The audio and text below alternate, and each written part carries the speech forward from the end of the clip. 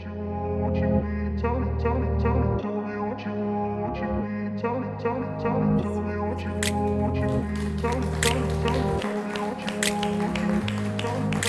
bien, bonjour à toutes et à tous. Merci beaucoup de votre invitation et de votre accueil pour discuter de ce sujet qui n'a l'air de rien mais est absolument passionnant. Et je vais essayer de vous faire partager les raisons pour lesquelles le sujet du télétravail, à mon sens, draine 1000 autres sujets tout aussi intéressants les uns que les autres, et d'abord des sujets politiques, d'abord des sujets sociaux, d'abord des sujets liés au travail, et pas tellement des sujets de tableur Excel, est-ce que le mercredi un tel est là ou pas.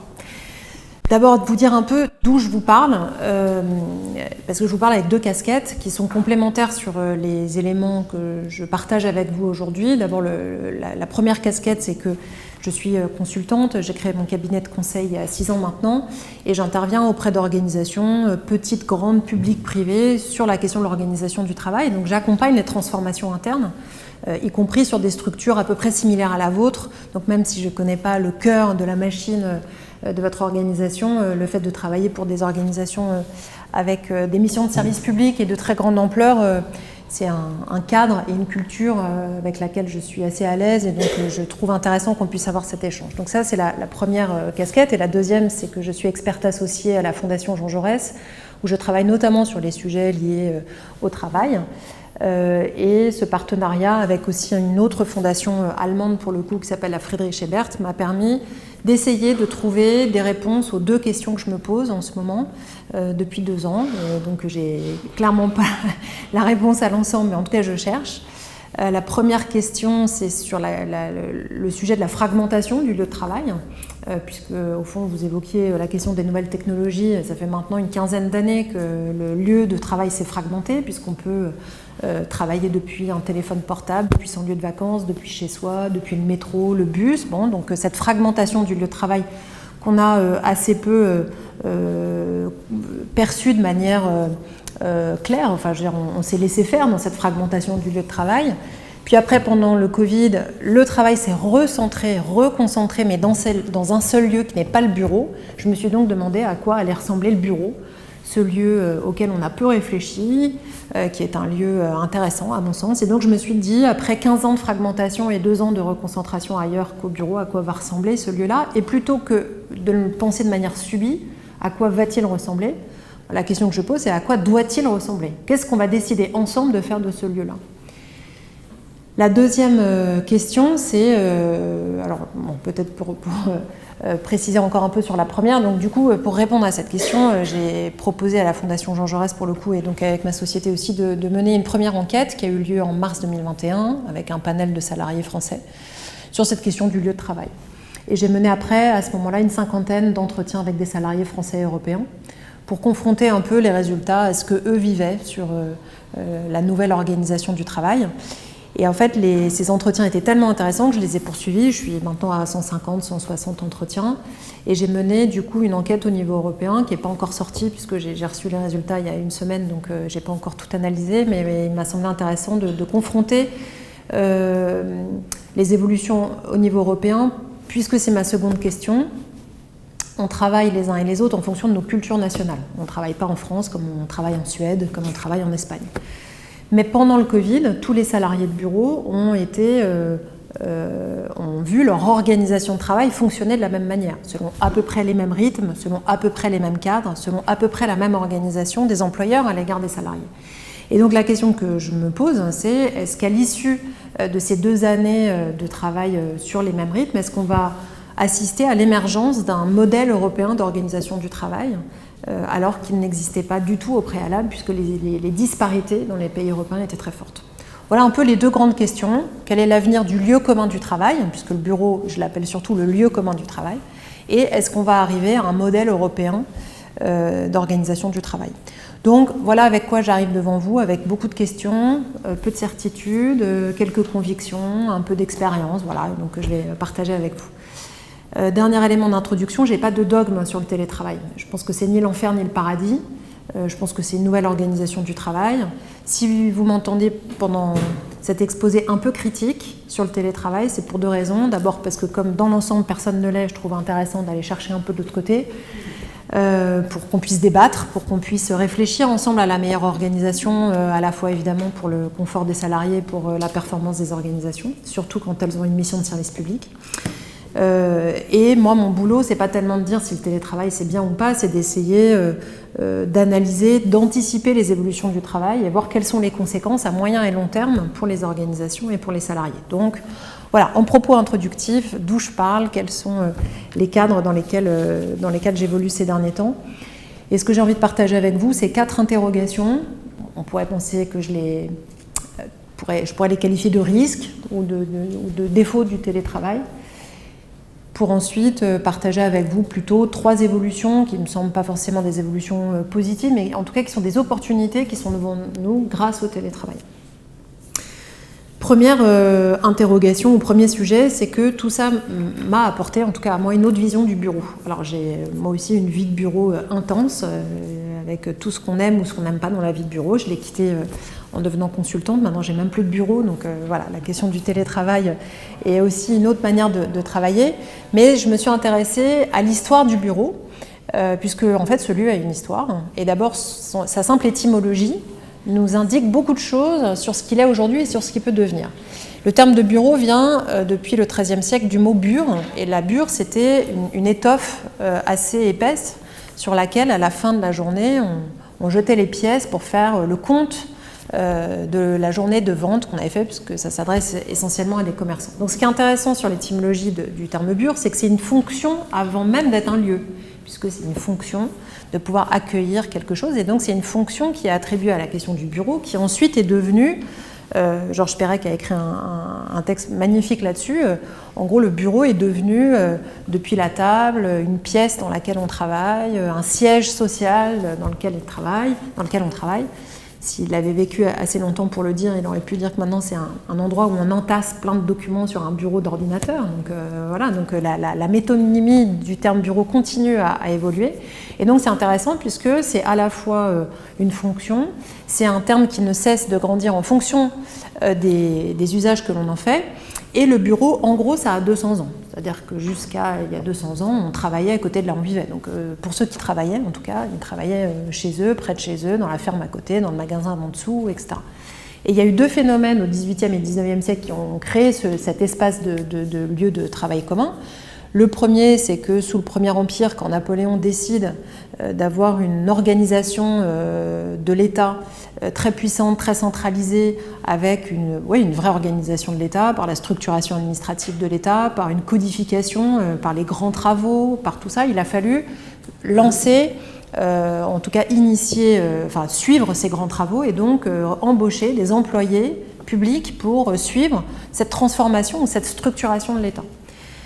Et donc les employés publics, même si on ne les appelait pas comme ça à l'époque, arrivent dans cette structuration de l'État et sont affectés dans les hôtels particuliers parisiens, puisqu'évidemment tout ça se faisait à Paris, dans les hôtels particuliers parisiens qui ont commencé à être les premiers bureaux dans la capitale. Et donc ces logements sont devenus des bureaux. Donc ça c'est la première étape de la structuration première du lieu de travail. Et la deuxième évidemment c'est les usines, un peu plus tard bien sûr, qui ont été la deuxième étape de la structuration ou du fait d'avoir une séparation entre le lieu de vie et le lieu de travail. Et au fond, ce à quoi on assiste aujourd'hui avec le télétravail, c'est une forme de retour au travail à la maison, puisque, vous l'évoquiez, mais dans toutes les organisations que j'accompagne, le télétravail, c'est un télétravail à la maison.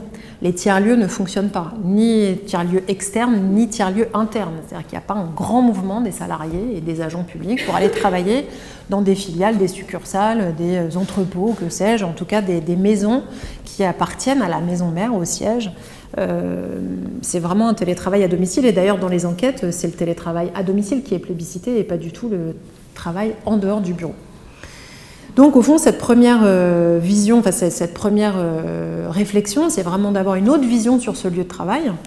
Encore une fois, autre chose que je non pas découvert, mais à laquelle j'ai pensé en réfléchissant à ça, c'est que le bureau, qui est pour nous dans notre imaginaire collectif, et c'est le cas dans les séries, c'est le cas dans les romans, c'est le cas dans la littérature, c'est le cas au cinéma, le bureau, c'est un lieu de segmentation sociale. Le chef est tout en haut, dans un grand bureau, moins on est cadre, plus le bureau est petit, parfois on n'en a pas. Et donc on a une image du bureau qui est effectivement une petite société qui est la reproduction quasiment à l'identique de ce qui se passe en dehors du lieu de travail. Mais quand on pense au bureau par rapport au télétravail, on se dit alors que le bureau est un lieu plutôt égalitaire entre les salariés. Parce qu'on a à peu près les mêmes outils, parce qu'on a à peu près le même accès, par exemple, à la restauration collective, parce qu'on a à peu près les mêmes espaces de travail. Donc je dis relativement, parce que je n'ignore pas le fait que travailler en open space, et que même en open space, parfois, des grands patrons peuvent conserver des bureaux. Mais ceci dit, ce qui est intéressant, c'est pas seulement de le voir ce qu'il est dans l'absolu, c'est de le voir ce qu'il est de manière relative au télétravail, qui lui est très inégalitaire parce qu'il s'appuie sur les conditions individuelles des salariés. Si on considère que le télétravail se fait à domicile, encore une fois. Si on imaginait un télétravail ailleurs qu'à domicile, et que ce soit dans un lieu, alors, ou bien des tiers-lieux internes, ou bien des espaces de coworking, alors le télétravail ne serait plus inégalitaire relativement au bureau. Mais on sait bien, et on l'a vécu notamment au moment du premier confinement, que parce qu'il s'appuie sur les conditions individuelles, le télétravail est très inégalitaire. Alors les salariés peuvent accepter cette inégalité au regard du fait qu'il y a beaucoup de confort aussi à travailler chez soi, évidemment moins de transport. Sur la dernière enquête européenne, ce qui est intéressant, c'est que les salariés dans leur ensemble disent la même chose sur le télétravail il y a un an, là et partout en Europe, c'est-à-dire que le premier avantage du télétravail, c'est le gain de temps dans les transports. Mais ce qui a changé depuis quelques mois, c'est que ce qui était alors la première réponse de l'ensemble des panels français et européens, c'est que maintenant, ce qui arrive comme premier résultat, c'est ça me permet de faire des économies, notamment de carburant. Sauf en France. Les Français continuent à ne pas mettre ce sujet-là, c'est-à-dire le sujet des économies comme première réponse. Alors évidemment, le bouclier tarifaire est évidemment l'une des réponses, parce que lorsque l'on voit qu'en Espagne, en Pologne, et en Allemagne, la question du prix de l'énergie a été évidemment beaucoup plus impactante pour l'instant que ce qu'on a eu en France. Évidemment, la réponse n'est pas tout à fait la même. Donc, en France, on continue à trouver que le premier avantage du télétravail, c'est de pouvoir ne pas aller chez soi, travailler au bureau, mais viennent tout de suite dans les inconvénients, le fait de manquer de sociabilité et d'être isolé dans son travail. Donc, travailler chez soi, c'est pour ça que je suis à la fois... je trouve que le télétravail apporte beaucoup d'avantages, mais ceci dit, est-ce qu'on ne peut pas se dire que travailler sur une semaine, par exemple, plus ailleurs que chez soi, que dans le lieu commun du travail, ça crée un certain nombre de questions. D'abord, ça crée une question par rapport à l'organisation et par rapport aux missions et à la culture, aux missions d'intérêt général, par exemple, que l'on sert. Est-ce qu'on arrive à être complètement intégré dans une culture commune, dans une culture de travail, quand on ne travaille pas dans ce lieu commun qui est censé aussi un peu matérialiser ce qu'on est censé faire ensemble comme mission? Est-ce que c'est tout à fait neutre de se dire que, comme me le disent beaucoup de salariés, et notamment des femmes, que ce qui est bien avec le télétravail, c'est qu'on peut organiser autrement sa vie familiale et sa vie domestique? Est-ce que c'est la fonction du télétravail que de permettre cela? Je ne crois pas, mais je pense que c'est aussi un débat intéressant. En tout cas, c'est souvent des débats houleux que j'ai avec un certain nombre de salariés sur ce sujet. Est-ce que ça n'interroge pas aussi le fait de ne plus avoir d'étanchéité entre les temps? Alors on parle beaucoup du temps personnel et du temps professionnel. Ce n'est pas seulement en termes de fatigue ou en termes d'épuisement ou en termes de stress que je l'analyse, c'est aussi sur des questions plus, allez, j'ose le terme, quasiment philosophiques. Ce qui est intéressant dans la vie, c'est qu'on peut justement être des êtres humains avec différentes facettes et qu'on n'exporte pas et on n'importe pas tout d'une vie à l'autre, et qu'il y a des choses qu'on laisse chez soi, il y a des choses qu'on laisse au bureau, et qu'au fond, ces sas nous permettent, et le fait de vivre dans des lieux différents nous permet aussi d'avoir cette richesse, de considérer qu'on est non pas différent, mais qu'on a des facettes différentes et qu'on choisit un peu ce qu'on décide d'être en fonction des lieux dans lesquels on évolue. Et donc des fusions permanentes entre un lieu de travail et un lieu de vie, encore une fois, ça peut freiner un peu ces mécanismes qui me semblent être des mécanismes intéressants. Et d'ailleurs, beaucoup de neurologues et notamment le plus célèbre d'entre eux sur ces sujets-là, Lionel Nakache, a écrit un bouquin et des articles assez intéressants pendant la période de Covid sur la façon dont la mémoire fonctionne et imprime en fonction des lieux et des images dans lesquels on prend des décisions, dans lesquels on travaille, et que le fait d'être toujours dans le même environnement crée pour la mémoire des difficultés à imprimer les choses que l'on fait. On s'est bien rendu compte pendant cette première période de mars-avril qu'on ne savait plus très bien à quel moment on avait pris une décision, où est-ce qu'on était quand les choses se sont faites, etc. Et donc on voit bien effectivement que le rapport entre l'image, le lieu, l'impression, au sens vraiment d'imprimer les choses, sont intéressantes. Ça m'amène à la deuxième interrogation, c'est la relation entre la distance et la distanciation. Le bureau, je l'évoquais, c'est pas qu'un lieu pratique avec des tables, des chaises et des fenêtres et des ordinateurs, c'est un lieu symbolique. C'est un lieu symbolique puisque c'est le lieu où on se retrouve pour faire quelque chose de collectif ensemble. J'ai voulu, dans les entretiens que j'ai menés, interroger des gens qui sont en télétravail 100% depuis des années, pour voir un peu ce que cela donnait. Et je l'ai mené avec des salariés, pour le coup, là, seulement de 4 pays différents. Et ils m'ont tous dit la même chose. Ils m'ont tous dit que le full télétravail ne leur avait fait prendre aucune distance par rapport au travail, par rapport aux missions qui étaient les leurs.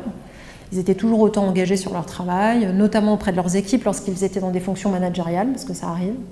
En revanche, ils n'avaient plus aucun sentiment d'appartenance avec leur organisation. Ils pouvaient le faire pour cela, pour une autre. En fait, ils étaient devenus des freelances de luxe.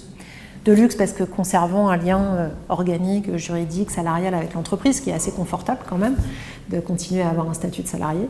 Mais donc ce que je trouve intéressant, c'est qu'on voit bien là que ce n'est pas une distance au travail qui s'opère, mais une distance par rapport à l'organisation, et qu'au fond ça interroge là à la fois le salarié, mais ça interroge aussi l'organisation, de savoir si le télétravail, et notamment cette bascule vers le 3e jour de télétravail, qui est quand même le débat des organisations aujourd'hui, puisque le 2e jour est acté, le 2e jour, je pense que quasiment personne ne reviendra sur cette organisation-là, mais pas mal d'organisations se posent la question du 3e jour. Or pour moi, ce 3e jour est un jour de bascule symbolique, puisque c'est le moment où on passe plus de temps à l'extérieur du lieu commun du travail que sur le lieu commun du travail. Et j'utilise cette expression à dessein, puisqu'on voit bien là que sur la question de la distanciation, c'est ça qui s'opère quand même de manière importante. Et donc, pour continuer cette réflexion sur distance et distanciation, est-ce qu'on peut conserver la fonction sociale du travail en travaillant à distance ? J'ai évidemment pas de réponse à ça, mais quand on sait qu'une organisation a une fonction sociale et qu'on a vu les uns et les autres dans nos organisations des salariés qu'on a un peu perdus pendant la période de Covid, quand je dis perdus, je dis pas seulement des gens qui ont arrêté leur travail, mais des gens qui sont encore là, mais que le travail ne repère plus parce qu'on est dans des organisations beaucoup plus mouvantes, beaucoup plus évaporées, beaucoup plus difficiles dans les codes desquels elles procèdent.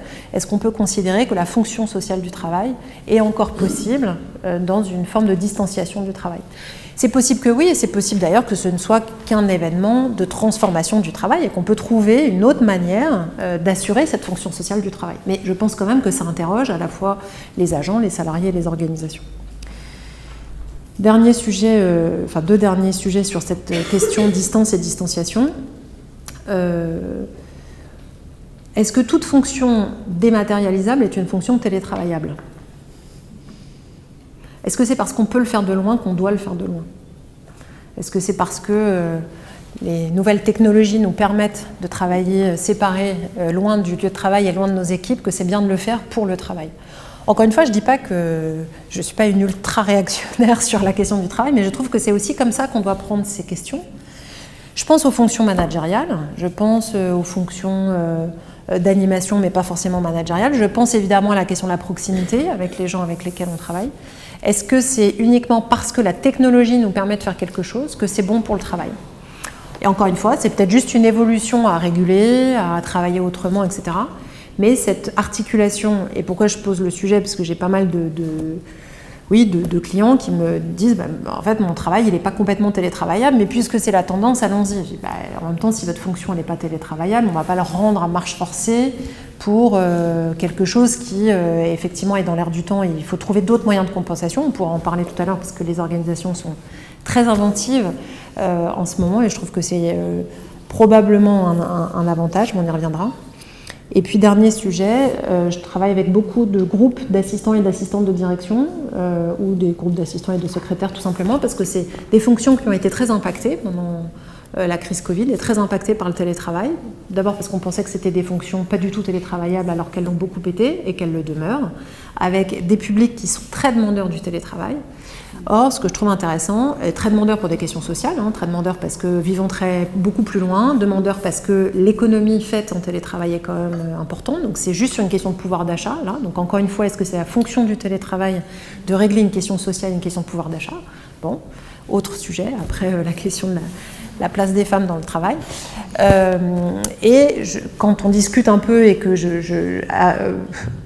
volontairement j'extrapole en disant fonction télétravaillable, fonction externalisable, fonction délocalisable, ce qui concerne très peu ou beaucoup moins la fonction publique, mais quand même, je pense quand même qu'à un moment se séparer d'un certain nombre de postes, Parce que l'invisibilisation des gens fait qu'on invisibilise leurs fonctions. Je trouve quand même que c'est aussi des sujets qui concernent et les salariés et les organisations.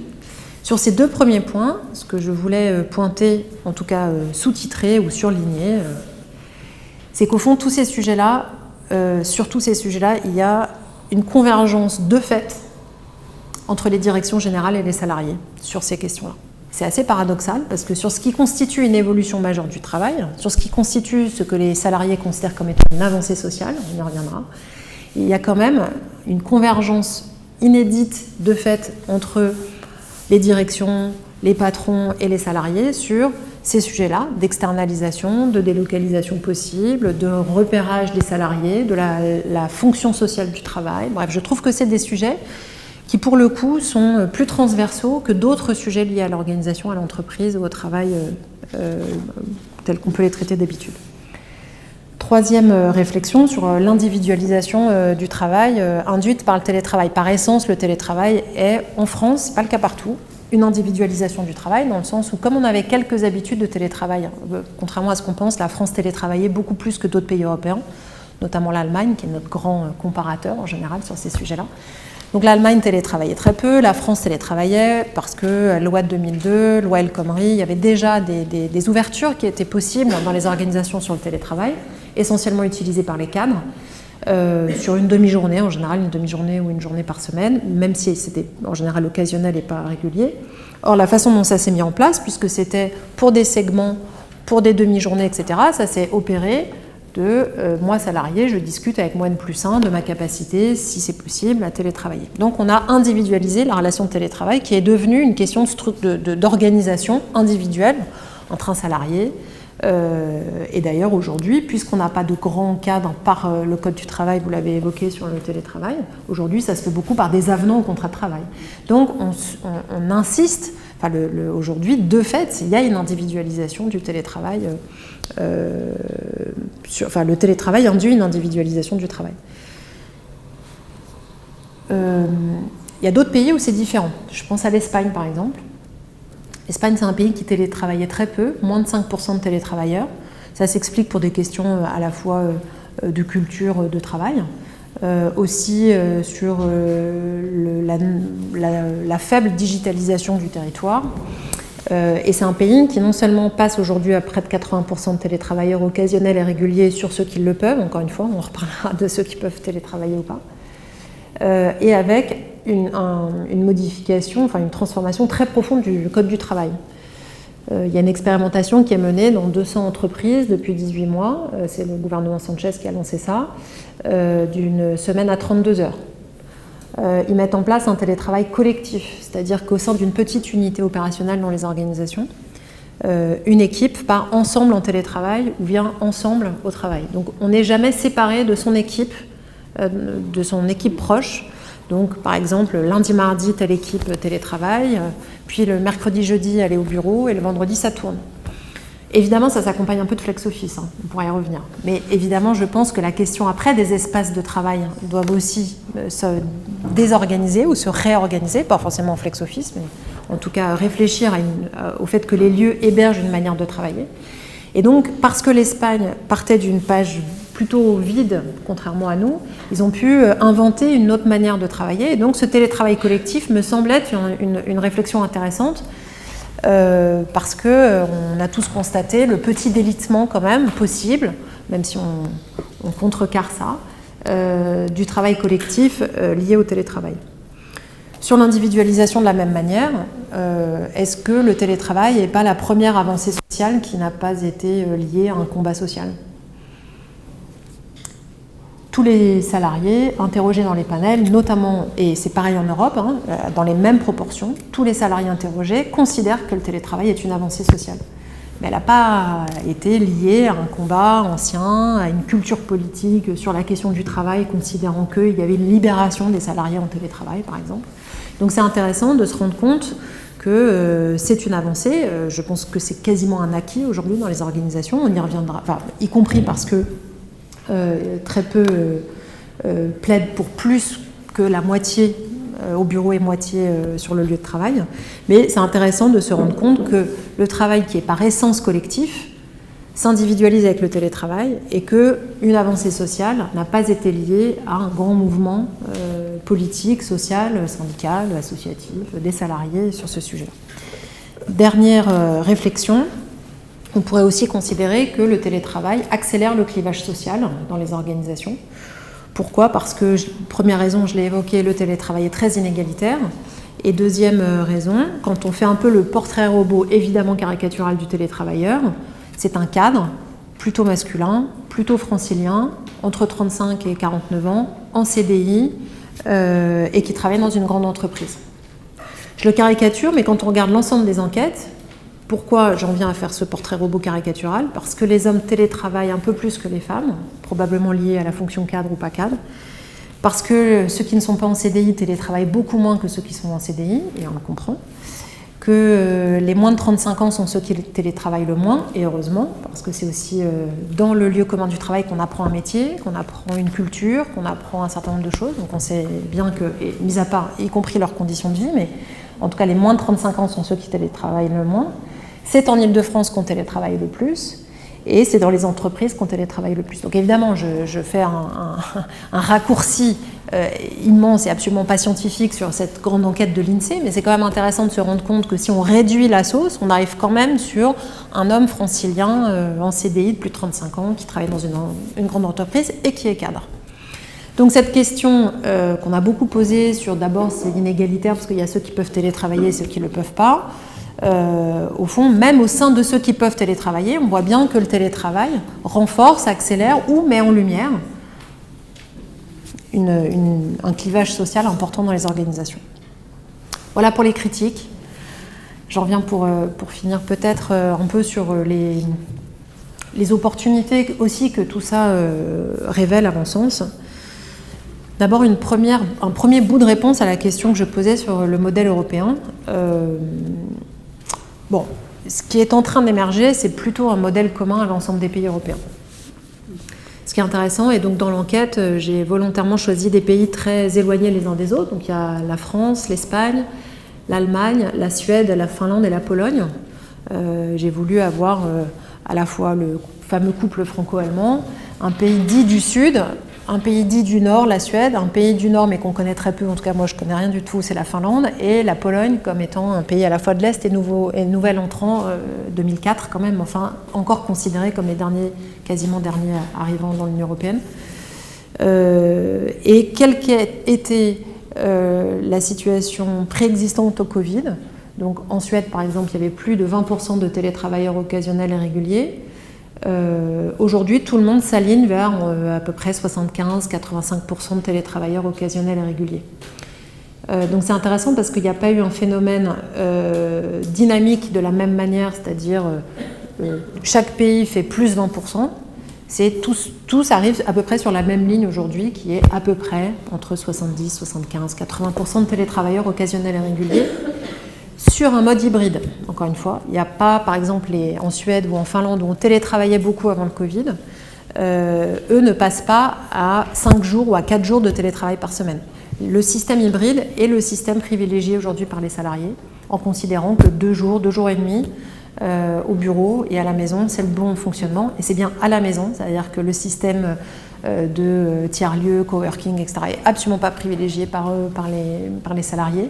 Donc c'est intéressant puisque quand on demande aux salariés comment souhaitez-vous travailler, où est-ce que vous souhaitez travailler, c'est quand même le système hybride qui prévaut et de manière transversale au secteur public et secteur privé, plutôt transversale en fonction de la taille de l'entreprise, même si plus l'entreprise est petite, plus on a envie de revenir au bureau, plus l'entreprise est grande, plus on a envie de s'en éloigner.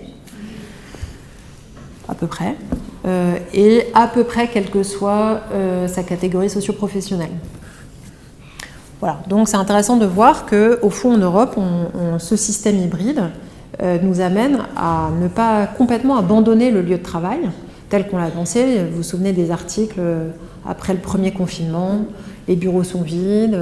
Alors il y a des endroits qui sont vides, et d'ailleurs on voit nos espaces vides, mais en fait c'est parce que le télétravail effectivement fait ce turnover dans les espaces. Oui, il y a beaucoup moins de monde à la Défense qu'auparavant, mais ceci dit, c'est pas un lieu qui est déserté. C'est un lieu dont, à mon sens, il faut renforcer la portée symbolique pour qu'il redevienne attractif. Et pour le rendre attractif, il faut savoir ce qu'on vient y faire ensemble. S'il y a un jour commun dans les équipes, un peu obligatoire, en disant le mercredi on est ensemble parce qu'on est ensemble, on va vite dévitaliser ce jour commun, quoi, parce qu'il faut savoir ce qu'on vient faire ensemble au-delà de notre mission de service public, etc. Peut-être que le rythme hebdomadaire, d'ailleurs, n'est pas un bon rythme dans les organisations. Donc ce modèle européen au sein de l'Union européenne nous amène aussi à faire quelques comparaisons entre ce qui se passe de manière intéressante. Je pense par exemple à ce que je vous ai évoqué en Espagne. Et deuxième évolution souhaitable, pour l'instant je ne suis pas sûre qu'elle soit complètement devant nous, mais on peut l'espérer, c'est quand même que cette organisation du travail nous permette plus d'autonomie et de responsabilité des salariés. Alors évidemment c'est toujours un peu compliqué parce qu'on sait aussi que les managers aiment bien, comme ils le disent souvent, les avoir sous la main, avoir les équipes sous la main. On a, par la structuration sociale du lieu de travail, une vision du travail qui est la question de la présence au bureau. Alors quand on veut le dire de manière négative, on dit présentéisme, mais c'est qu'en fait, il y a un contrôle social évidemment qui s'opère par le regard, mais c'est aussi, moi je ne le vis pas du tout de manière que négative, je pense que quand les gens ont besoin de voir les gens avec lesquels ils travaillent, c'est pas seulement pour contrôler est-ce qu'ils sont en train de regarder Facebook ou pas, c'est aussi tous ces signes informels, tous ces codes de la relation humaine, de la relation informelle, qui nous permettent, aujourd'hui maintenant on appelle ça des signaux faibles, il y a même des formations repérer les signaux faibles, parce que c'est vrai que derrière un écran, c'est toujours un peu plus difficile. Mais c'est ça aussi que nous permettait, sans qu'on en ait vraiment conscience, de passer dans un bureau et de voir qu'un de nos collègues n'allait pas très bien, quoi. Qui venait moins à la cantine, que bon bref, tout ça vous le connaissez par cœur. Donc le lieu commun il nous permet ça aussi. Et que le fait d'accepter que les gens travaillent un peu plus loin, c'est aller vers plus de responsabilité et d'autonomie, et donc peut-être donner un peu de respiration. Et oui, effectivement, on a le droit de faire une lessive. Enfin, on a le droit. Non, mais c'était très bien. Non, mais c'est très bien que vous posiez le sujet, parce qu'au fond, entre le droit et justement, je suis responsable et autonome, donc en fait, mon travail, je vais le faire. Et si je mets 4 heures à faire quelque chose pour lequel je suis censée mettre 8 heures, moi, je considère que c'est pas très grave. Mais ça, c'est évidemment un bouleversement dans la culture de travail et dans la culture managériale, de penser qu'on est payé pour remplir un certain nombre de missions. Alors évidemment, la question de la proximité importe, et notamment quand on rend un service public, même si la dématérialisation des démarches administratives pose encore une difficulté sur la question de la distance, et ce paradoxe entre on rend une mission de proximité, on rend une mission de service public et on dématérialise à la fois pour rendre plus proche un service, mais en éloignant ceux qui rendent le service de ceux pour qui il est fait. Bon, là c'est quand même le grand paradoxe du service public aujourd'hui, hein. Même à l'état civil, hein, qui sont quand même les derniers bastions pour déclarer la naissance d'un enfant, pour se marier, etc. Je dois rentrer dans une mairie qui est comme la maison commune de l'ensemble des citoyennes et des citoyens. Je dois taper à une porte, je dois remplir un dossier, rencontrer quelqu'un. Bon. Même les démarches d'état civil vont se dématérialiser. Donc ce nœud-là, qui est un nœud sur la question du service public, qui est quand même assez majeur, on rend un service, donc on dématérialise, parce que pour beaucoup c'est plus simple, mais à la fois on se sépare.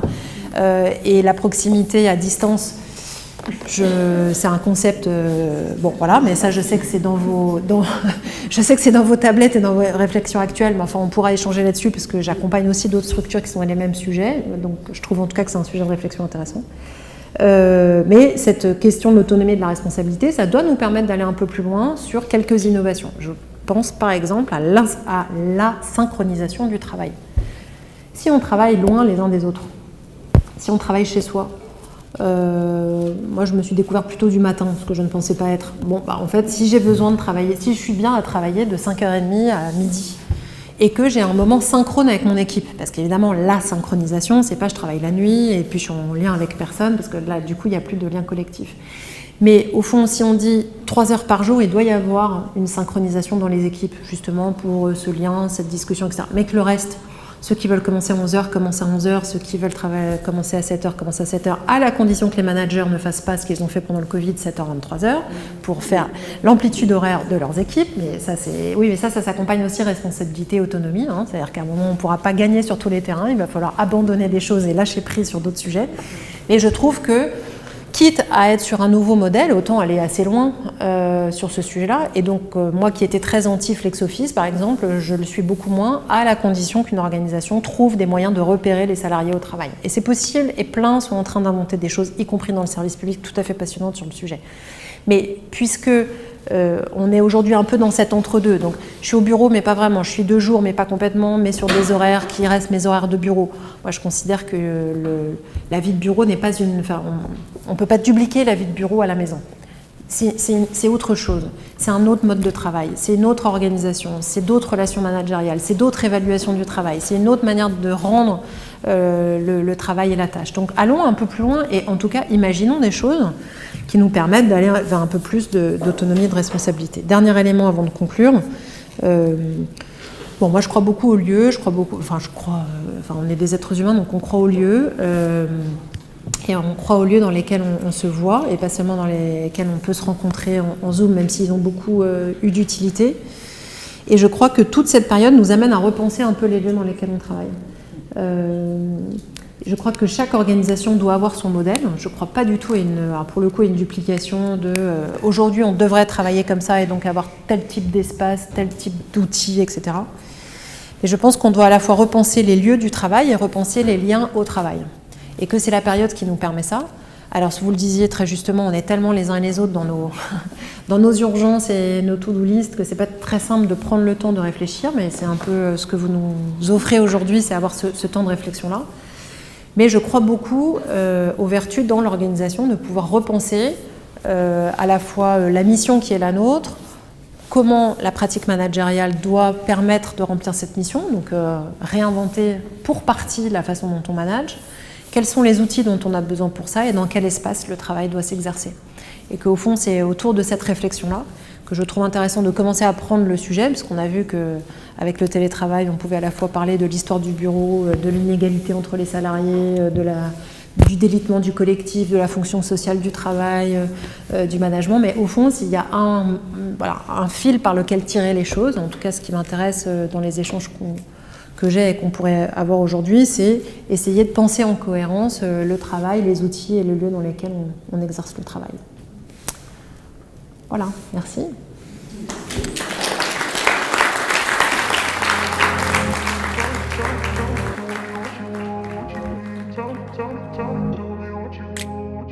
Moi, depuis 5 ans maintenant, j'accompagne des... Il faut encore... Si ? C'est bien. D'accord. Vous me dites. Donc depuis 5 ans, j'ai des bonnes fées qui se penchent sur mon berceau de micro. Voilà. Et donc, j'accompagne des entreprises publiques, privées, notamment souvent leurs dirigeants.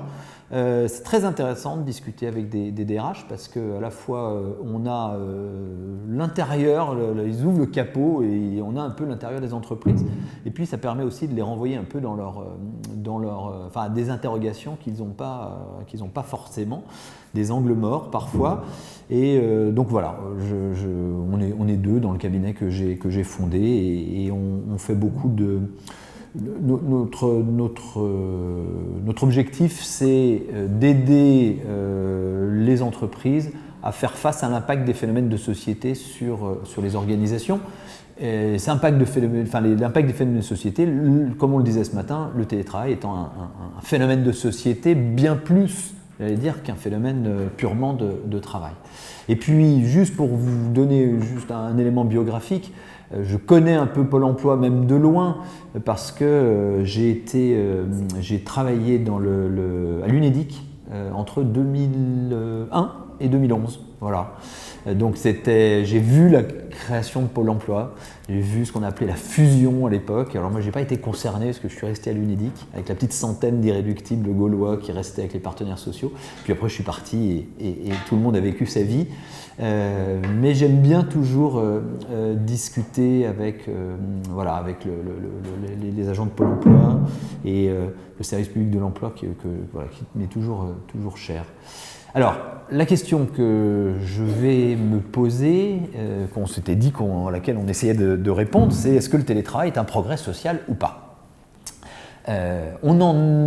Sarah a posé ce matin un peu les éléments du débat, mais j'avais envie d'aller plus loin et peut-être de prendre un petit peu de hauteur, parce que moi, ma formation, elle est de philosophie politique, de sociologie, utiliser un peu les instruments des sciences humaines et sociales pour essayer de réfléchir à ça. Et quand j'essaie de réfléchir et de remettre ce qu'on est en train de vivre actuellement dans une perspective un peu longue, j'ai l'impression qu'on vit un grand moment comparable peut-être, et je vais m'en expliquer après, à ce qu'on a vécu en 1968. Alors j'étais pas né, je suis né en 68 moi, mais enfin si j'étais pas né, si, je venais juste de naître, mais enfin je l'ai pas connu quoi, comme acteur, comme observateur, mais bon voilà, on a tous un peu des connaissances de ça, et un grand moment d'insubordination. Pourquoi insubordination? Parce que le management, me semble-t-il, c'est... alors j'ai été formé par un sociologue qui s'appelle Henri Vaquin, vieux sociologue, maintenant il a 83 ans, qui a été un grand monsieur dans les années 70-80, il observait beaucoup les entreprises. Et lui, sa définition, c'était de dire, le management, c'est quoi? C'est la maîtrise a priori, d'abord, du subordonné. Et donc, le management, Sarah parlait d'étymologie sur le bureau. L'étymologie sur le mot management, en fait, c'est un mot anglais, mais qui vient du français, donc qui est revenu, qui vient de France, qui passe en Angleterre et qui revient, via les États-Unis et qui revient en France. C'est au départ, on fait référence au manège. Et ça, quand il y a un manège et le cheval tourne, on tient le cheval à sa main et donc on le manage. Et on le fait tourner. Et manager, c'est effectivement, c'est à la fois, ça vient du vieux français ménager, qui peut dire aussi ménager sa monture, mais aussi manager, qui veut dire tenir la corde et tenir à la main. Donc il y a bien et donc saisir a priori les subordonnés, c'est ça, au départ du management. Et quand on regarde aujourd'hui ce qui se passe depuis maintenant 2 ans, on a l'impression que le management, alors ça va être un peu contre-intuitif par rapport à ce que plusieurs ont dit ce matin, mais je crois que très globalement, le management ne tient plus grand-chose. Et c'est ça que j'aimerais interroger. Et notamment, quand je réfléchis à ça, il y a toujours un livre qui me vient en tête, un petit roman, enfin une petite nouvelle plus exactement, qui a été écrit au milieu du 19e siècle par Herman Melville, l'auteur de Moby Dick. Et ce petit livre, vous avez peut-être lu, s'appelle Bartleby. Je ne sais pas si vous connaissez Bartleby. Qui connaît la nouvelle Bartleby? Oui. Alors voilà. Pardon? Voilà, je préférerais ne pas. Bartleby, c'est quoi? C'est un salarié modèle. Donc on est à Wall Street en 1853, donc c'est le début de la finance, etc. Et donc il y a un avoué, il a une étude et il a ce qu'on appelle un scribe, donc un préposé aux écritures, qui est un salarié modèle, qui s'appelle Bartleby.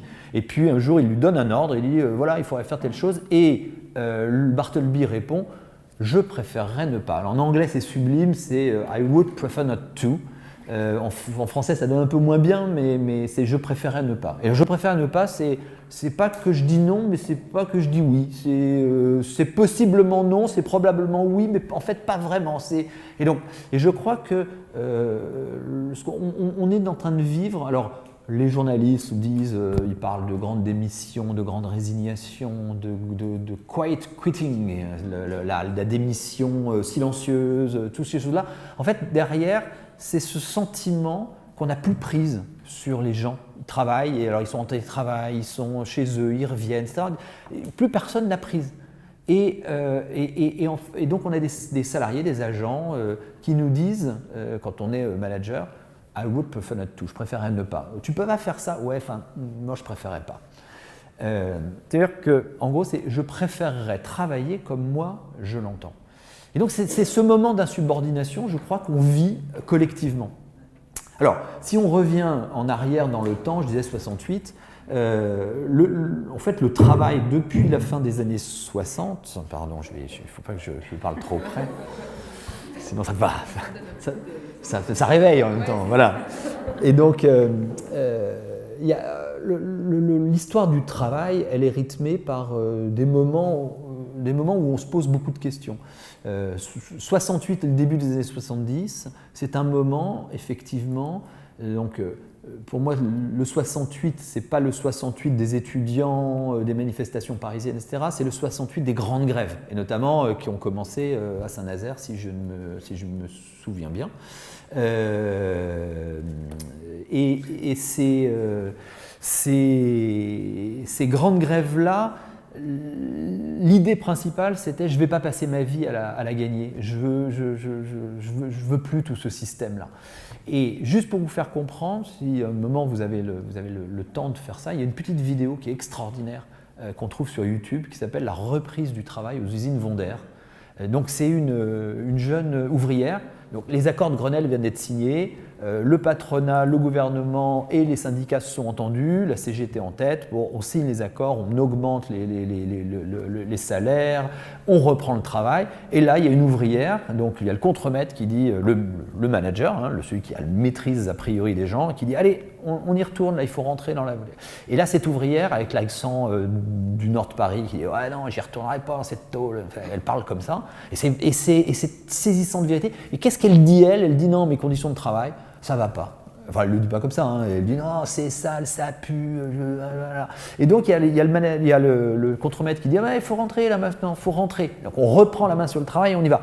Et autour d'elle, il y a un type de la CGT et un type du Parti communiste qui arrive et dit oh, tu sais, c'est difficile, on ne peut pas tout avoir tout de suite, il faut être patient, allez, il faut y retourner là, il faut y retourner. Et puis, petit à petit, elle est poussée vers le travail.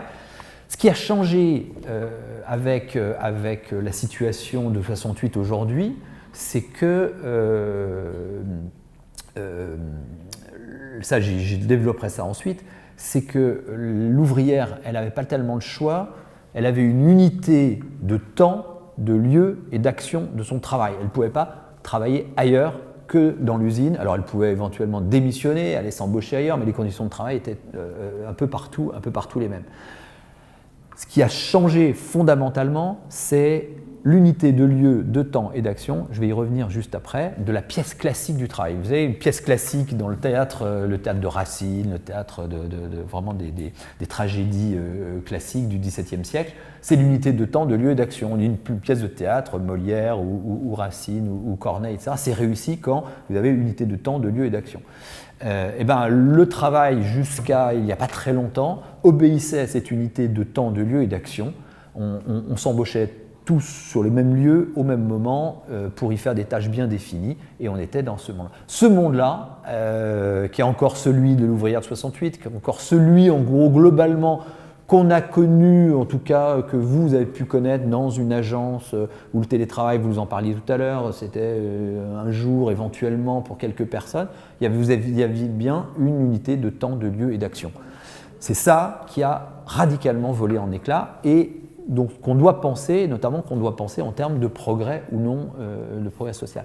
Et entre ces deux moments, donc 68 d'un côté, 2020 de l'autre, ou 2022, il y a eu des grands moments d'interrogation sur le travail. Au début des années 70, on a repris la main sur le travail. Il y a au début des années 70, dans tout le monde occidental, les États-Unis, France, Italie beaucoup, en Allemagne, etc., énormément de grèves, beaucoup de grèves toujours avec ce même mot d'ordre qui est les conditions de travail ne me vont pas, comment est-ce que je peux être plus libre dans mon travail, et le patronat va reprendre la main sur le travail de deux manières.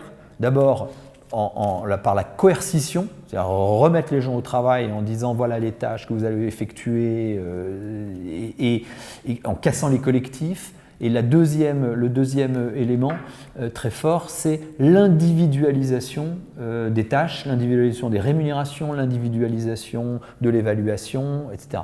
C'est-à-dire que, quelque part, cette demande d'autonomie qui s'était exprimée à la fin des années 60 et début des années 70, le patronat l'avait entendue et l'avait intégrée pour développer derrière une organisation du travail beaucoup plus individualisée, avec ce que Daniel Linhart appelle la subjectivisation du travail. On parlait de Daniel Linhart tout à l'heure qui était venu dans une de vos réunions. La subjectivisation du travail, c'est de dire on n'engage pas simplement son corps dans le travail, on engage aussi son cerveau, sa personnalité, son identité, et ce que le travail demande, c'est ça. Et puis, cette reprise en main du travail dans les années, milieu des années 70, va déboucher à la fin des années 90, début des années 2000, sur ce grand moment où sont apparus ce qu'on a appelé d'abord, fin des années 90, le harcèlement. Donc le livre de Marie-France Érigoyen, à cette époque, qui parle du harcèlement moral, harcèlement au travail. Elle écrit un livre, Marie-France Érigoyen, qui s'appelle le harcèlement moral. Et elle pensait parler des relations interindividuelles entre des personnes. Et puis, elle explique que ce qu'elle voit arriver dans son cabinet, dans les conférences qu'elle donne, c'est plein de gens qui viennent lui parler de leur travail. Ce que vous décrivez là sur l'harcèlement, c'est ce que je vis moi dans mon travail, je me sens mal, je me sens harcelé. Et donc, harcèlement, vous avez toute la vague des suicides, notamment le cas d'Orange France Télécom, mais qui a commencé avant chez Renault, chez PSA, et puis aucune grande entreprise publique n'a vraiment été épargnée, la Poste, Pôle emploi, mais c'est vrai que chez France Télécom Orange, c'était monté, en plus avec ce déni de la direction, d'ailleurs c'est jugé aujourd'hui, enfin ça vient d'être jugé en appel la semaine dernière, avec l'idée qu'il y avait une mode des suicides. Vous vous souvenez de ça, et comme si on se suicidait pour faire comme les autres. Et puis on a parlé beaucoup de burn-out. Et la question du travail, donc dans les années 2010-2013, par là, c'est réinvité à travers. Donc pour répondre à tout ça, qu'est-ce qui s'est passé? Il y a eu une grande négociation sur la qualité de vie au travail. Et c'est ça, et le traitement des risques psychosociaux, essayer de prendre ça en compte. Mais la question de la manière dont on devait s'organiser, comment on travaillait les uns avec les autres, comment on voulait travailler, quelle était la part d'autonomie, elle continuait à être posée. Elle est apparue en fait avec la révolution numérique. Avec la révolution numérique et la mode des startups, dans les startups qui se montaient, il y avait beaucoup aussi d'interrogations sur la manière dont on veut travailler. Et déjà, les questions de télétravail se posaient. Et les réponses législatives ont été effectivement QVT, qui devient un élément important des négociations annuelles obligatoires. Et puis le droit à la déconnexion, 2016 ou 2017, si je ne m'abuse. Et dans les ordonnances, la loi de travail et les ordonnances Macron, déjà la question du télétravail, avec un renversement, premier élément, c'était l'entreprise ne pouvait plus s'y opposer si effectivement le salarié arrivait et demandait à être en télétravail. Sauf que, et vous y faisiez référence ce matin, que naissait de là un débat qui était plutôt fécond, qui était de dire, mais en fait, explique-moi en quoi tu vas télétravailler, pourquoi c'est important, comment tu vas faire, quelles vont être les tâches que tu vas emporter chez toi, celles que tu vas faire ici. Ce dialogue était fécond. Le confinement a tout emporté. Le confinement a tout emporté parce qu'il y a eu un télétravail massif, un télétravail forcé et massif. Dans les discussions qu'on a eues ce matin, enfin les témoignages que vous mettiez en discussion, ce qui m'a frappé, c'était que, en fait, ce qui s'est passé pendant le premier confinement a servi de modèle finalement à ce qui se passe encore aujourd'hui. Et c'est ça qui ne va pas, et c'est ça qui pose problème. L'avantage, c'est que, et là je vais développer ça, l'avantage c'est que l'organisation du travail est réinterrogée.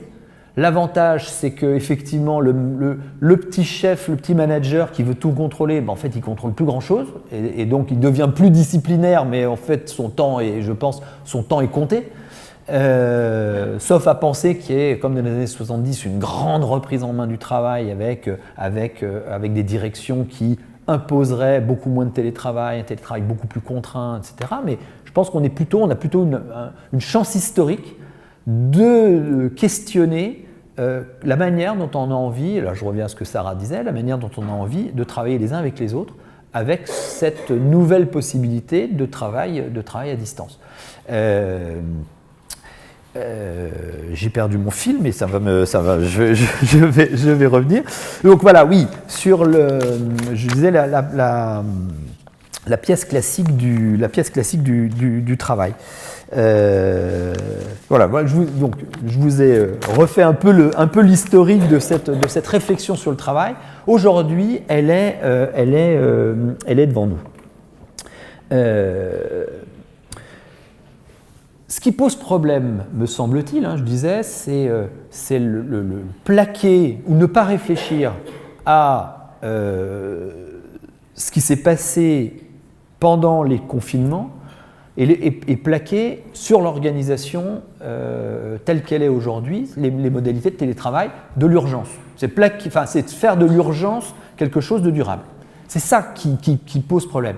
Et ce que vous disiez très bien en introduction ce matin, qui est, en fait, on a plaqué sur l'organisation le télétravail, là où, et ça va être mon propos, je pense qu'il faut au contraire penser d'abord l'organisation avant de penser le télétravail. La question qui se pose aujourd'hui, c'est qui et à quelles conditions on échappe à la pièce classique que je disais avec l'unité de temps, de lieu et d'action. C'est comme si vous aviez un axe, un continuum. Ceux qui sont totalement bloqués dans la pièce classique du travail, j'y reviendrai à la fin, ça sera ma conclusion. C'est tous les travailleurs qu'on a dit essentiels, qui ont continué à travailler pendant le confinement. On voit bien, c'est tout ce qui est les travailleurs de la logistique, du transport, du soin, du commerce, du gardiennage, de la sécurité, et tous ces métiers-là. Et puis, de l'autre côté, sur l'autre bout de l'axe, donc il y a là où la pièce, on n'est plus dans la pièce classique, on est dans une pièce contemporaine où on peut être à plusieurs endroits à la fois et des personnes qui vivent en permanence ça, le full télétravail. Donc vous avez là des freelances dans le monde de la tech. Vous allez avoir un certain nombre de salariés d'entreprises de conseil, d'entreprises numériques, etc. Et donc toute la question, c'est de savoir où est-ce qu'on veut se positionner sur cet axe. Est-ce qu'on veut être moins de télétravail, plus de télétravail? Le bon ratio présence-distance, c'est ça qui est posé. Sauf que pour l'instant, la manière dont cette question est prise en compte, elle est souvent imposée. Alors, il y a deux manières. C'est on prend ce qu'on a fait pendant le confinement et pendant l'urgence et on voit comment est-ce qu'on peut continuer. Et de l'autre manière, c'est d'imposer par le haut, par une négociation qui serait d'ordre national et on dit tout le monde a droit à tant de jours et que charge aux personnes de l'organiser ensuite à son niveau.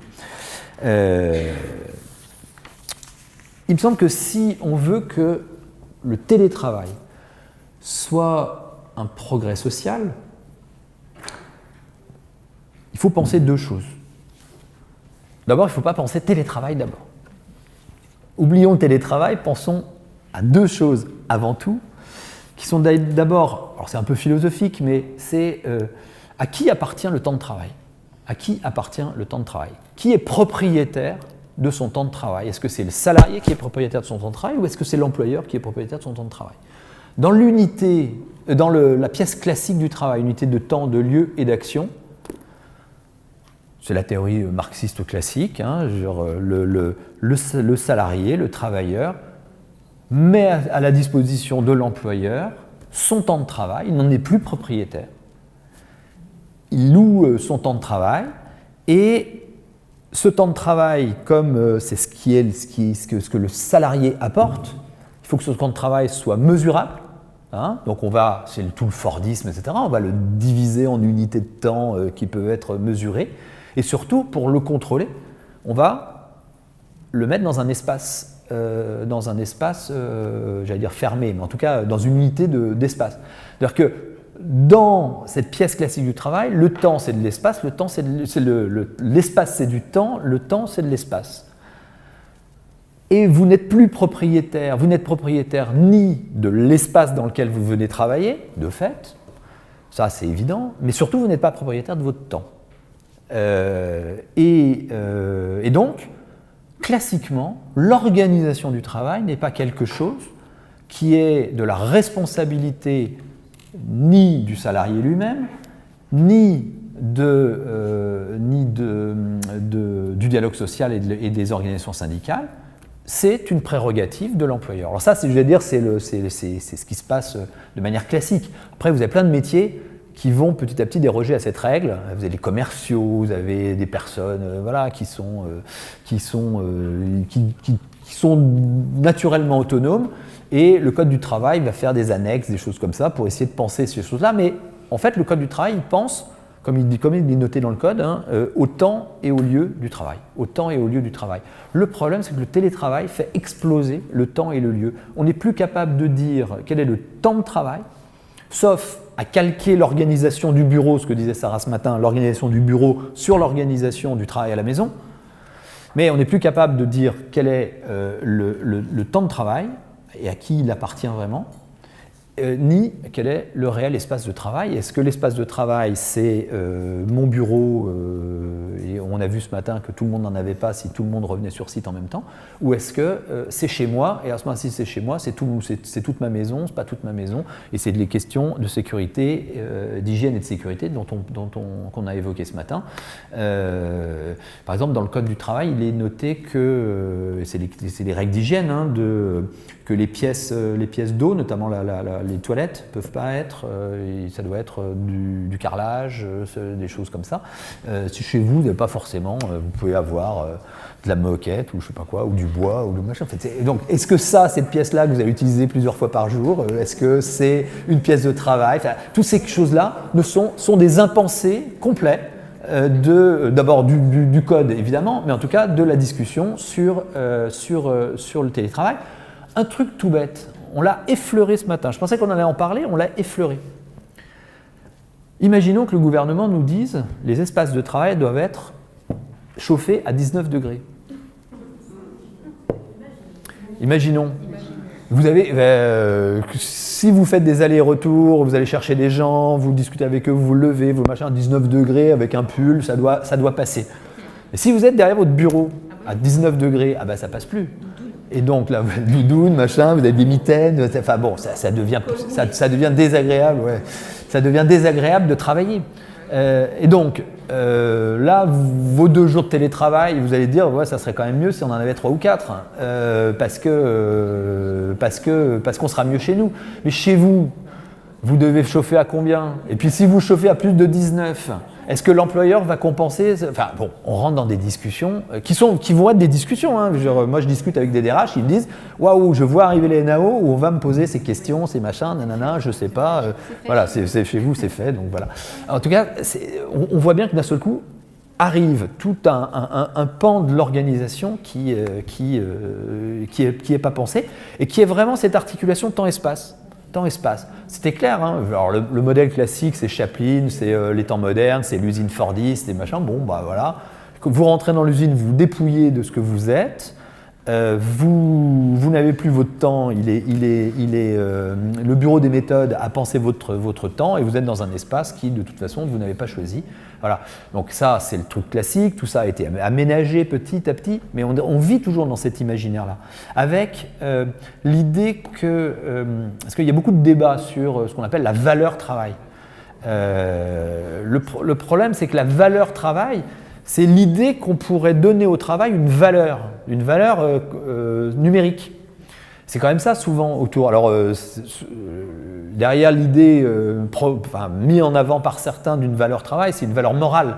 Le travail, ça rendrait digne, ça rendrait, ça rendrait libre. Non, ça pas de mauvais jeu de mots. Mais il y a quelque chose comme ça. Mais en fait, la valeur travail, c'est une valeur numérique, avec l'idée que si vous n'avez pas un stock énergétique à dépenser, finalement, vous n'avez pas travaillé. Et ça, c'est un imaginaire qui vient du 19e siècle. En télétravail, chez vous, le stock d'énergie à dépenser, bon, quelque chose, et Sarah le disait très bien, c'est quelque chose que vous pouvez faire, on vous dit, voilà, vous avez 8 heures pour faire telle tâche, vous allez faire en 2 heures. Et puis le truc où on pensait que vous alliez mettre 2 heures, finalement vous n'avez pas votre collègue au téléphone, le demandeur d'emploi, il faut, voilà, son dossier compliqué, etc. Puis en fait ça vous demande 2 jours. Mais tout ça, qui peut le comptabiliser? Donc à un moment, il n'y a que la personne qui travaille qui devient la propre experte de ce qu'elle fait. Donc on voit bien que ça relativise totalement le rôle des managers qui était, en gros, d'organiser le travail et ensuite de contrôler qu'il était bien fait selon l'organisation. Et les ergonomes disent, le travail, c'est quoi? C'est précisément la différence qu'il y a entre le prescrit, la manière dont on vous dit que vous devez faire les choses, le nombre d'heures, etc., et le réel, c'est-à-dire que la manière dont vous allez le faire. Et cette différence entre le prescrit et le réel, c'est là qu'arrive toute la créativité de la personne, toute l'imagination, toute la valeur du travail, et c'est le travail vraiment, c'est vraiment entre le résultat, la manière dont vous l'avez fait et la manière dont on vous a dit de le faire, le temps qu'on vous a donné pour le faire, le différentiel entre les deux, c'est ça le travail. C'est ça, et ça n'appartient qu'à la personne qui le fait. Tout ça pour dire quoi? Pour dire que on a une chance historique, me semble-t-il, et j'aimais bien ce que disait Sarah en disant c'est jamais trop tard, effectivement, c'est pas trop tard, une chance historique de questionner et de négocier quelque chose qui n'est pas de l'ordre de la discussion, de la négociation et de la réflexion jusqu'à présent, en tout cas dans le dialogue social, c'est la question profonde de l'organisation du travail. De comment est-ce qu'on veut s'organiser pour travailler ensemble. Travailler ensemble, c'est travailler en commun. C'est pour ça que j'aime bien son expression de lieu commun du travail. Moi, je définis le travail comme un commun incarné. Incarné, pourquoi? Parce que vous mettez en jeu, vous mettez en action votre corps et votre esprit. À 19 degrés, votre corps ne réagit pas comme à 35 et comme à 22. Et vous mettez en œuvre, effectivement, votre esprit, les relations que vous avez avec les autres. Voilà. Donc ça, c'est incarné. Et un commun, pourquoi? C'est parce qu'on ne travaille jamais seul. Le grand malentendu du télétravail tel que il est en train de se répandre, c'est d'abord c'est l'idée qu'on qu'on est seul face à son travail, face à sa tâche. Et donc on peut le faire chez soi, puisque d'un seul coup on individualise les choses et on est seul face sur son ordinateur. Alors on doit avoir des interactions, mais quelque part on est renvoyé à soi-même. Ce qui pose un autre problème, pose 2 problèmes en termes de risques psychosociaux. Le premier, c'est qu'il est difficile de calculer le temps de travail, et donc ça veut dire qu'on risque aussi de ne pas calculer son temps, d'oublier. Voilà. Donc, le risque de surengagement au travail, quand on est renvoyé qu'à soi-même, c'est un risque qui existe. Le deuxième risque, c'est le fait d'aller chercher non pas à l'extérieur de soi, tel que c'était dans la pièce classique du travail, la motivation pour travailler, mais qu'on aille de plus en plus le chercher en soi. Et que l'on va se mettre en permanence dans un mode client-fournisseur, avec ses collègues, etc. Vous n'êtes pas dans un mode client-fournisseur quand votre collègue est juste à côté, que vous pouvez lui parler, l'interrompre, l'interpeller, ou lui dire « Attends, là, pour l'instant, je suis en train de travailler, etc. » Vous devenez dans un mode client-fournisseur quand vous êtes obligé de savoir quand est-ce qu'il est disponible, est-ce que vous pouvez le déranger, alors attends, qu'est-ce que tu veux me demander, j'ai pas beaucoup de temps, etc. Et là, vous devenez dans un « Est-ce que rentrer en relation avec toi m'apporte quelque chose ou est-ce que ça ne m'apporte rien ?» Et encore vous n'êtes pas, j'imagine, ou peut-être que je dis une bêtise, et à ce moment-là, corrigez-moi, je ne pense pas que vous soyez dans une forme de comptabilité analytique à déclarer le temps que vous passez sur tel dossier, tel dossier, tel dossier. Imaginez les ingénieurs dans l'industrie, ouais, par exemple, j'ai un cas chez Schneider Electric, dans les cabinets de conseil, etc. Chaque fois que vous commencez à travailler, vous indiquez quel est le client, combien de temps vous y passez, et c'est défalqué du temps qui a été vendu sur ce client. Si bien que votre collègue, quand il vient vous demander quelque chose, soit ça a été pensé, et j'ai un ou deux cas comme ça, où la collaboration est valorisée et prise en compte dans votre évaluation, ce qui permet de rentrer dans la coopération. Sinon, vous n'avez aucun intérêt à donner un coup de main à votre collègue. Pourquoi? Parce qu'il va vous prendre du temps, on est tous des gens bien élevés, bien gentils, etc. Donc on va quand même lui rendre service, c'est un copain, c'est une copine, etc. Sauf qu'au bout d'un moment, attends, je suis obligé de te laisser tomber parce qu'il y a le compteur qui tourne et là, normalement, je suis sur le dossier bidule et j'ai plus le temps. Ou l'autre aspect, c'est là, je viens de passer beaucoup de temps avec toi, donc je vais le mettre moi sur mes heures en disant que je vais travailler sur ton client parce que je suis obligé de le prendre en compte, ça va me valoriser. Alors ça, c'est le mode d'organisation des ingénieurs dans l'industrie, effectivement, mais c'est le mode client-fournisseur qui sont mis en place dans les entreprises. Le télétravail renforce ça, si vous êtes tout seul. Or, je dis, c'est un commun incarné. Pourquoi c'est un commun? Parce qu'on ne travaille jamais seul. En réalité, on ne travaille jamais seul. On travaille toujours avec des autres, qui sont des clients évidemment, alors des clients dans l'entreprise, mais je le dis de manière générale, des demandeurs d'emploi pour vous, enfin voilà, des gens, des allocataires ou pas allocataires qui viennent vous voir, mais aussi des collègues.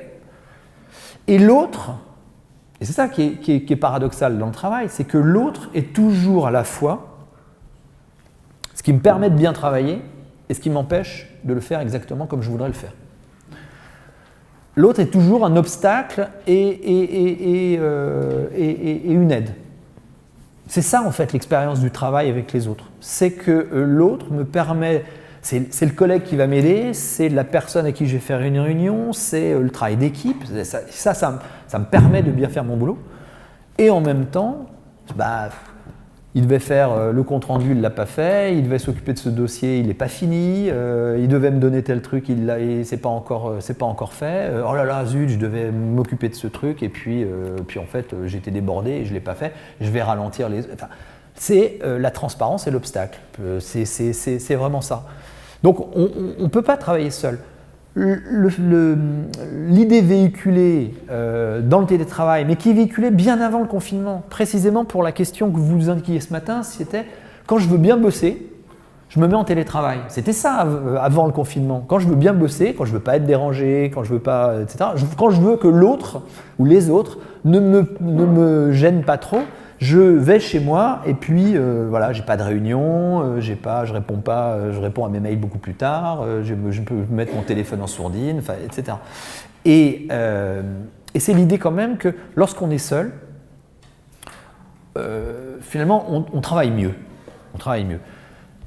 Donc ça pose une question sur l'organisation du travail. Ça pose une question fondamentale sur l'organisation du travail. Comment est-ce qu'on veut travailler en commun les uns avec les autres? Et cette question-là, elle est souvent pas posée. Pourquoi? Parce que, me semble-t-il, et la question espagnole telle que Sarah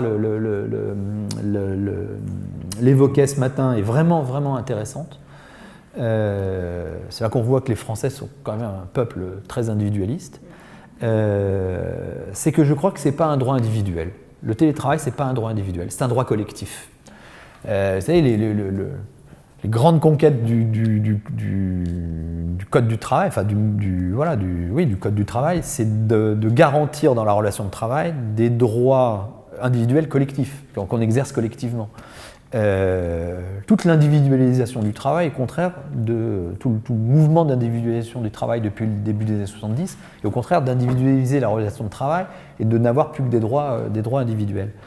Je trouve qu'on devrait se battre pour faire du télétravail un droit collectif. Qu'est-ce que j'entends par droit collectif?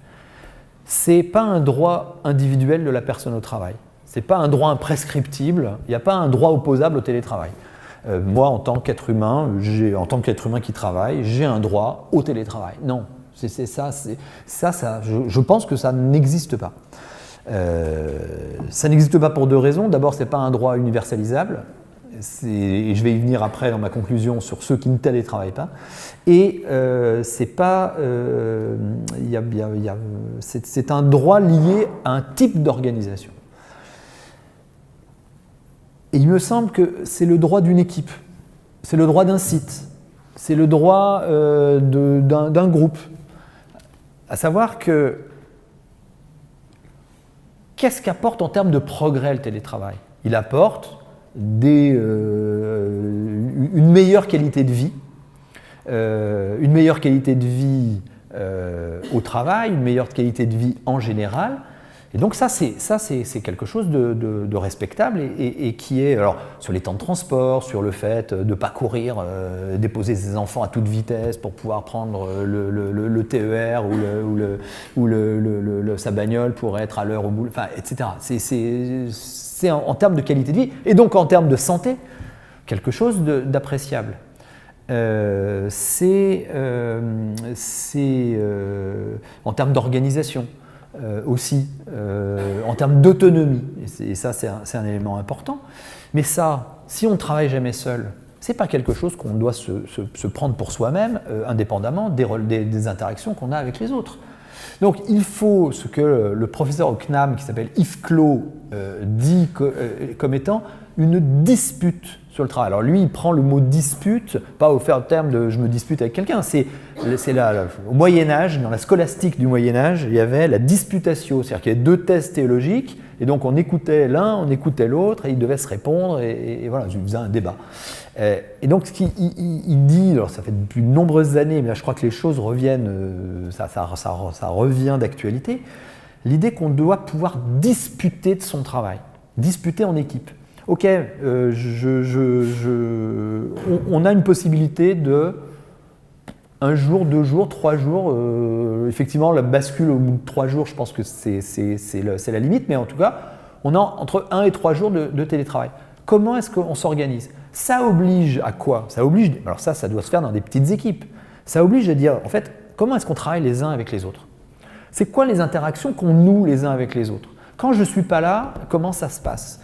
Quand, en fait, moi je suis, je sais pas quoi, je vais te dire un peu, je suis sur la filière indemnisation par exemple, et alors en fait, quand en fait, je peux travailler, mais quand même, sur un certain nombre de dossiers qui sont comme ci, comme ci, comme ça, je sais que j'ai besoin de cette personne et que quand elle est en télétravail, c'est beaucoup plus compliqué. Je dois attendre le lundi quand elle revient parce que je n'ai pas envie de la déranger. Enfin, je dis un peu, voilà, je ne sais pas si, mais bon, ça peut être ce genre de choses. Donc, est-ce qu'on peut s'entendre pour organiser le travail et donc le télétravail comme une modalité de ce travail collectif en discutant?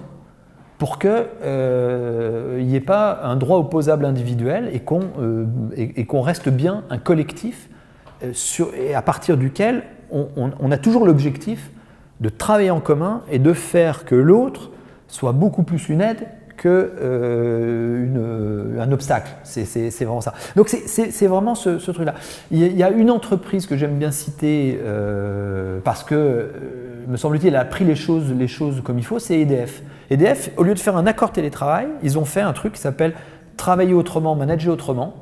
Donc on voit bien, hein, on travaille autrement, on manage autrement. Donc c'est vraiment les managers qui sont interrogés en fait là-dedans.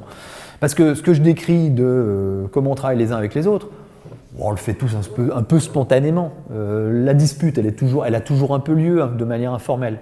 Yves Clos dit souvent la dispute, elle a lieu quand, au bout d'un moment, on peut dire à quelqu'un non, mais attends, ça, c'est pas du boulot. Ça, c'est pas du boulot. Attends, on sait quand on bosse bien, quand on bosse pas bien, etc. Et notamment, c'est lui qui a amené cette idée du travail empêché.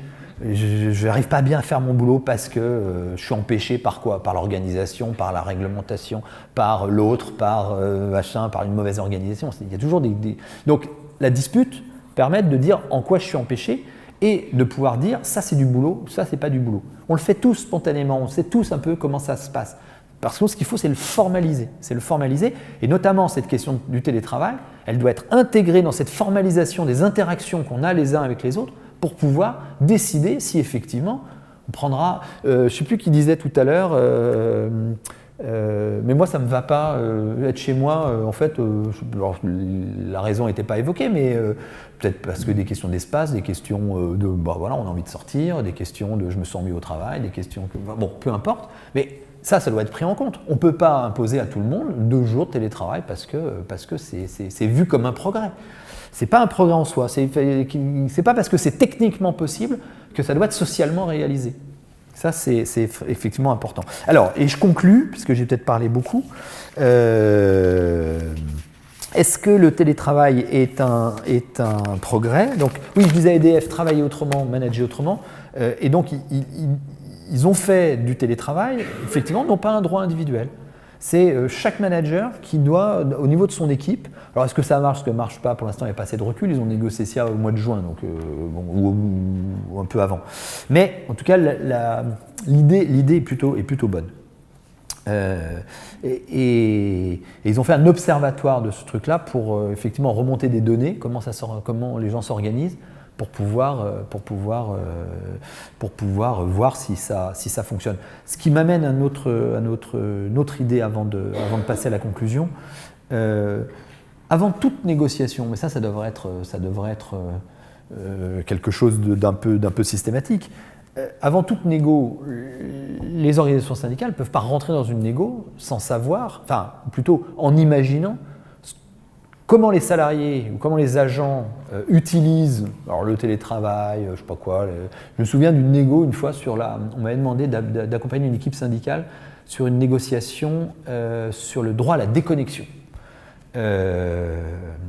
C'était dans une entreprise technologique, droit à la déconnexion. Et donc les syndicalistes qui me recevaient, eux, ils étaient tous à fond, d'un point de vue personnel, pour la déconnexion. Il faut absolument se déconnecter, les outils, les machins, nanana. Et puis je leur dis, mais qu'est-ce que pensent les salariés? Ah mais les salariés, eux, ils sont contre. Ils pensent que la déconnexion, c'est n'importe quoi, ils n'en ont rien à faire, mais ils ne voient pas tous les problèmes que ça. Je dis, mais attends, tu sais mieux que tout le monde ou enfin, peut-être que tu as raison, peut-être qu'effectivement, ils ne voient pas ce que toi tu vois parce que tu as une expérience, une vision plus générale. Mais quand même, il y a un moment, il faut quand même aller voir, aller faire remonter quelles sont les situations réelles de travail sur plein de questions, et notamment sur la question du télétravail, parce que les gens, enfin voilà, pour savoir quelle est l'envie réelle des gens. Et alors, on peut penser que cette envie est folle. On peut penser que les gens qui veulent faire du full télétravail, c'est n'importe quoi, parce qu'il faut des moments d'équipe, il faut des choses comme ça. Enfin, on peut après dire, bon, je ne prends pas tout de ce que disent les salariés ou ce que disent les agents, mais en tout cas, il faut les écouter. Donc l'idée d'observer, une fois qu'on a négocié, je pense que c'est la boucle de rétroaction, là, elle est pas mal. Alors, je termine par ceux qui ne télétravaillent pas. Ça, c'est mon grand combat. Je vous disais, toutes ces personnes qu'on a dit de première ligne, de deuxième ligne, vous savez, c'est le président de la République qui avait dit ça, il y a les premières lignes, les deuxièmes lignes, puis les troisième lignes, enfin bon, voilà, c'est métaphore guerrière ou de rugby pour dire on était tous engagés ensemble. Moi, j'appelle tout ça, c'est ce que lui avait appelé première ligne, deuxième ligne, j'appelle ça le back-office de la société. Back-office, c'est quoi? Quelqu'un parlait d'informatique tout à l'heure. En informatique, on voit bien quel est le front-office, quel est le back-office. Le back-office, c'est l'infrastructure invisible, mais permanente, et qui permet à l'organisation de bien fonctionner, que ça soit fluide.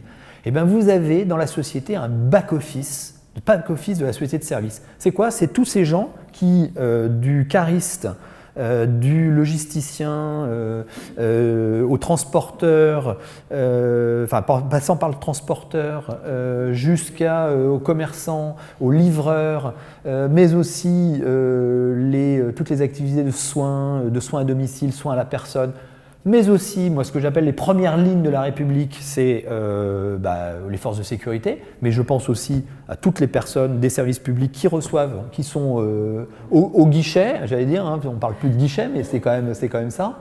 Le monde du comptoir et du guichet, c'est extrêmement important. Et ça, j'ai fait une étude pour savoir finalement c'est combien de personnes. Elles sont caractérisées par quoi? Par le fait de ne pas télétravailler. Alors il y a plein de caractéristiques, mais d'abord, le pas télétravailler est en contact avec les usagers ou les clients. Et c'est 40% de la population active. 40% de la population active. Donc ce qu'il faut bien se rendre compte, en parlant de télétravail, c'est que plus on renforce le télétravail. C'est-à-dire plus vous êtes en possibilité de travailler et de vivre où vous voulez, comme vous voulez, quand vous voulez. Je mets de côté le manager qui vous embête et qui vous dit que vous devez être là de 8h à machin. Et donc, ça veut dire que chez vous, vous pouvez recevoir, vous faire livrer à manger, recevoir des colis, etc. Plus vous développez ce monde-là, plus vous avez besoin d'un back-office qui travaille tout le temps, beaucoup plus contraint, qui ne peut pas télétravailler, qui n'est pas dans l'autonomie de son travail. C'est-à-dire plus vous autonomisez le travail des uns, plus vous renforcez les contraintes sur le travail des autres. La société fonctionne comme ça. C'est la société de service. Le tertiaire, hein, dans l'emploi en France, tertiaire, c'est 80% des emplois. 80% des emplois. Sauf qu'on met dans le tertiaire tous les nouveaux ouvriers du tertiaire, les logisticiens, les caristes, les livreurs, etc., les transporteurs, tout ça, c'est considéré comme des ouvriers du tertiaire. Et donc, ces personnes-là ne peuvent pas télétravailler. Donc, on voit bien que le télétravail, en soi, bon, on a bien vu pour les télétravailleurs quels étaient les risques de ne pas en faire un progrès social, ou au moins les conditions par lesquelles on pouvait éventuellement en faire un progrès social. Mais le développement du télétravail en lui-même n'est pas forcément un progrès social pour tous ceux qui ne peuvent pas télétravailler. Au contraire, c'est quelque chose qui accroît les contraintes sur le travail.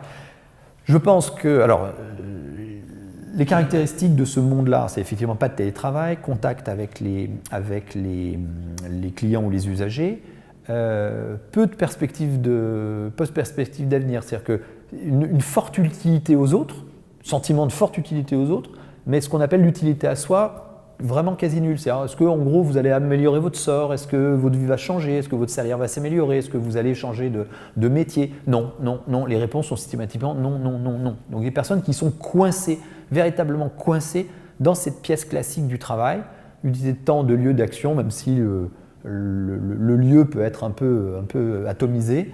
En tout cas, c'est voilà. Et donc